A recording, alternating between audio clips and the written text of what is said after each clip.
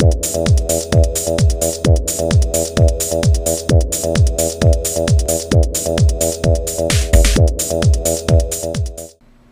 there folks, today I'd like to take a casual peek into the Iron Man 2 movie series, Iron Man Mark V action figure set. The set is part of the 6-inch line of action figures and is a Walmart exclusive that was first available in the summer of 2010. I got this figure set using Walmart's site-to-store function back in the summer of 2010 when the Mark V was just first released and was a bit harder to find. But nowadays the Mark V is a peg warmer that rivals the DC Universe Classics Captain Cold. Taking a look at the figure here in the package, you can see the Mark V that was used in the Iron Man 2 movie, and this figure comes with alternate hands and comes with a transport case on there, so that's kind of cool. Taking a look at the back of the package here, you can see a description here of the Mark V and a nice picture of the Mark V armor and other figures in the line. We have War Machine, Iron Man Mark VI, and Iron Man Deep Dive armor. Now we'll be right back and have this figure out of the package.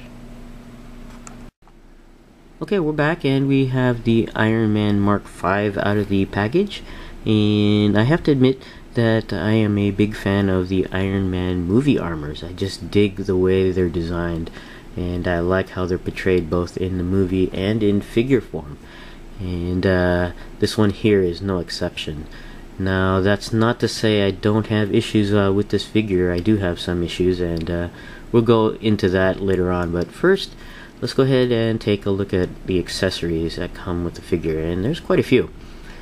First up are the alternate hands. Now this figure set comes with 2 extra sets of alternate hands for a total of 3 pairs of hands, and we have here a pair of gripping hands that comes included, and we have a pair of open palms, and here's one of them. One is on the figure, and you could use this for repulsor blasting, slapping, or basically saying hi or whatever. And we have a pair of closed fists.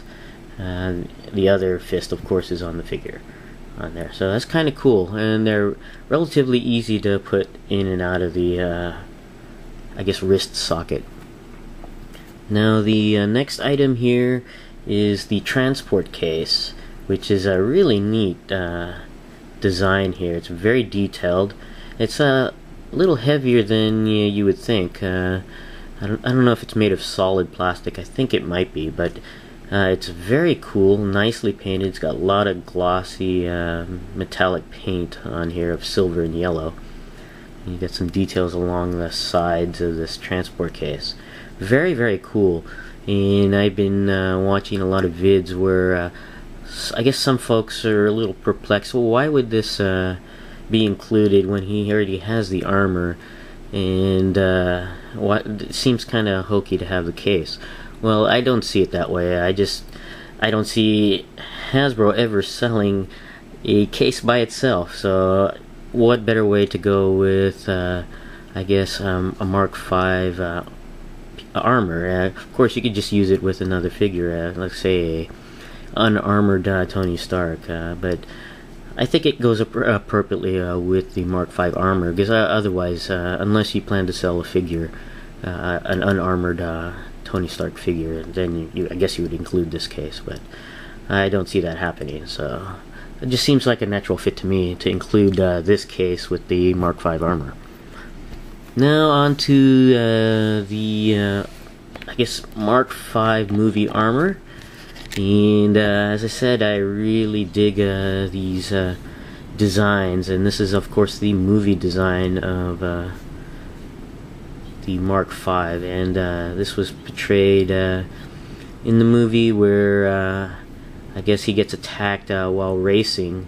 He gets attacked by Whiplash, or Ivan Vanko on there, and you just see all the details in this figure. It's just everywhere, from head to toe basically, and it's just lots and lots of detail.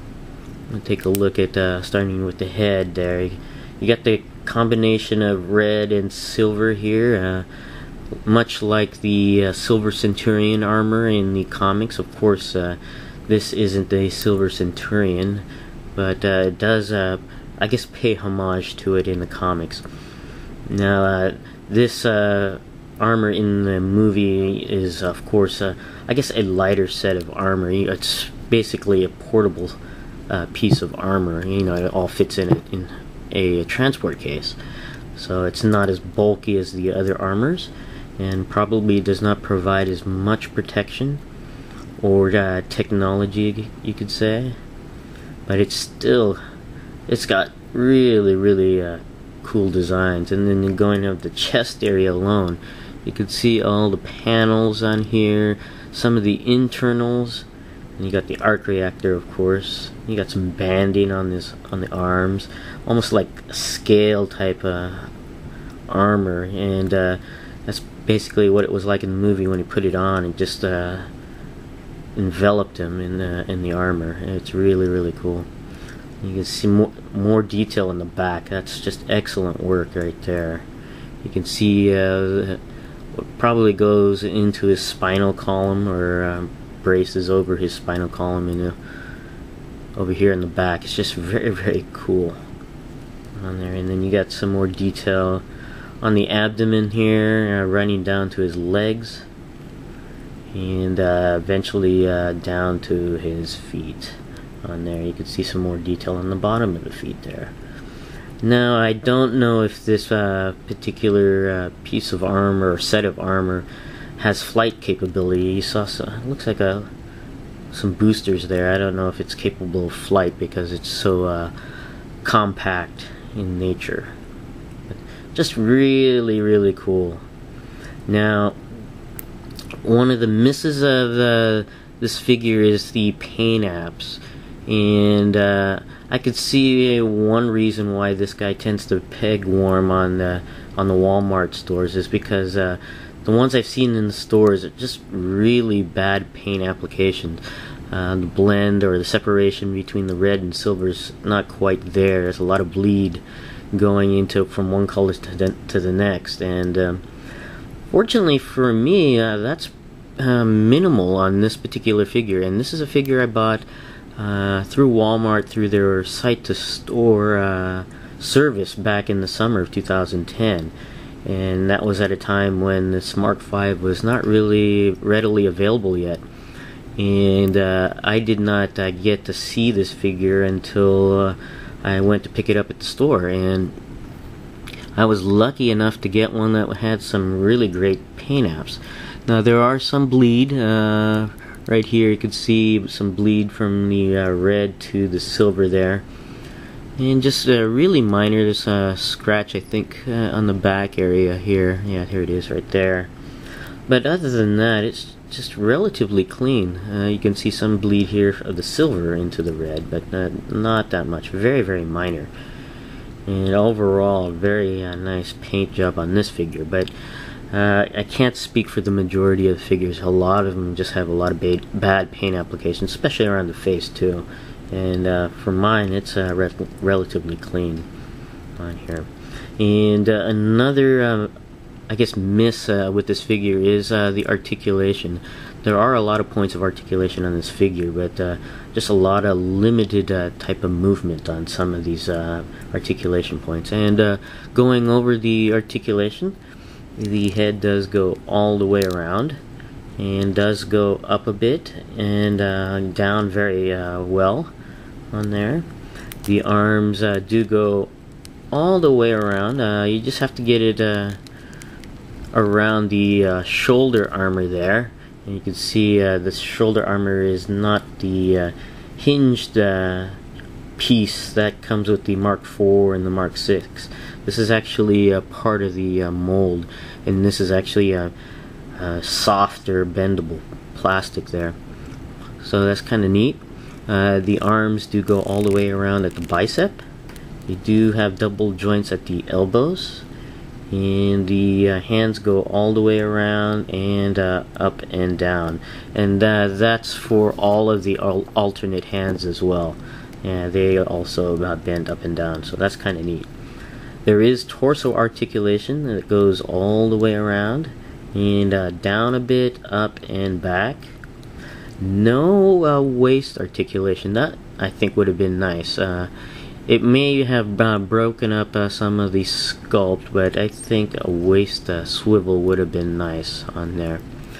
The legs are joined at the hip at the Hasbro ball hinged joint, but the way the upper thigh and the torso are very close together, and you have a small ball joint, does limit the articulation some compared to the other Iron Man 6-inch figures. It allows the leg to go up, down, to the back, and you have to manipulate the ball joint to go out to the side. And the leg does go all the way around at the top of the hip, or top of the thigh. There's double knee joints, which is nice. And the weakest articulation point out of the entire figure is the ankles. It's simply just pegged in there. And that only allows the foot to go all the way around. No hinge joint to allow it to go up or down, and no ankle pivot to go side to side. Just all the way around. That's it. Which is really unfortunate. It would have been really nice if they had a hinge joint on there. At least a hinge joint in addition to the peg joint. Well, overall, I still like the figure. It's just really clean design, very, very neat. You just really can't stop looking at this figure. It's just loads of detail. Just like I said, from head to toe, just lots of detail. And I recommend picking one up if you can find one cleanly painted on at Walmart. And you have a lot to go through. This guy just peg warms Walmart's shelves. But this is my casual peek into the Iron Man 2 Iron Man Mark V 6-inch action figure. Thanks for watching, and I'll see you guys next time.